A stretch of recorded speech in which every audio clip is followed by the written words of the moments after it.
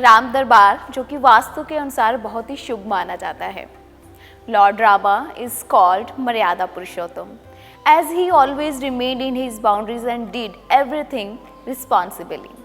मर्यादा पुरुषोत्तम, जी हाँ, जिससे कि देखने से हमारे घर में सौहार्द की प्राप्ति होती है, पारिवारिक सदस्यों में प्रेम बढ़ता है, एकता बढ़ती है।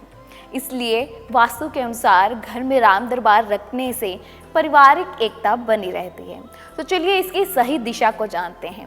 इसको घर में सही दिशा में लगाने से हमेशा पॉजिटिविटी बनी रहती है, यानी कि इसे अगर आप पूर्व दिशा में लगाते हैं तो ये घर में पॉजिटिविटी का संचार करता है। अगर आप इसे घर में सही दिशा यानी कि पूर्व दिशा में लगाते हैं तो घर में ऊर्जा का संचार बना रहता है, पॉजिटिविटी आती है। इसलिए राम दरबार को घर में रखना बहुत ही शुभ माना जाता है। राम दरबार घर में रखने से सुख शांति बनी रहती है। अब ये जानते हैं कि राम दरबार को घर में रखने से और इसको अगर घर में रखते हैं तो किन किन बातों का ध्यान रखना है। राम दरबार में भगवान श्री राम, माता सीता, लक्ष्मण, भरत, शत्रुघ्न होने के साथ साथ संकट मोचन हनुमान जी भी विराजित रहते हैं, जो कि हमारे घर के हर संकट को हर लेते हैं और घर में कभी भी बीमारी या फिर किसी भी नेगेटिव ऊर्जा का संचार नहीं होता, क्योंकि कहा जाता है कि जहाँ पर राम दरबार होता है वहाँ पर भक्त हनुमान हमेशा उस घर के मुख्य द्वार पर संकटों को खत्म करने के लिए बैठे रहते हैं। इसलिए वास्तु के अनुसार राम दरबार को बहुत ज़्यादा महत्व दिया जाता है। और इसी के साथ हमेशा याद रखें कि इसे दक्षिण दिशा में कभी न लगाएं।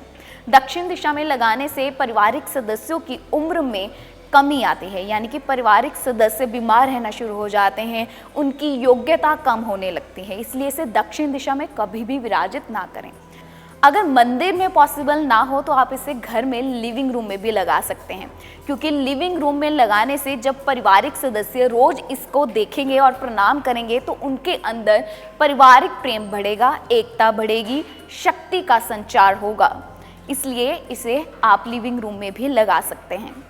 कहा जाता है कि अगर घर का मुखिया उठकर राम दरबार के दर्शन करे, उन्हें प्रणाम करता है तो उसके निर्णय लेने की क्षमता बढ़ती है, साथ ही साथ उसकी रचनात्मक कलाओं में भी वृद्धि होती है।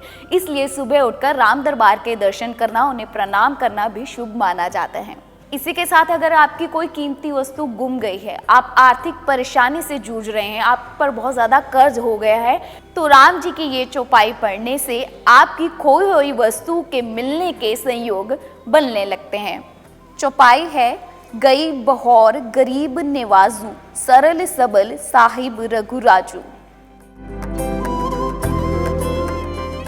नारी से जुड़ी मोर अपडेट्स के लिए हमारे इंस्टाग्राम को फॉलो, फेसबुक को लाइक और यूट्यूब चैनल सब्सक्राइब करना ना भूलें।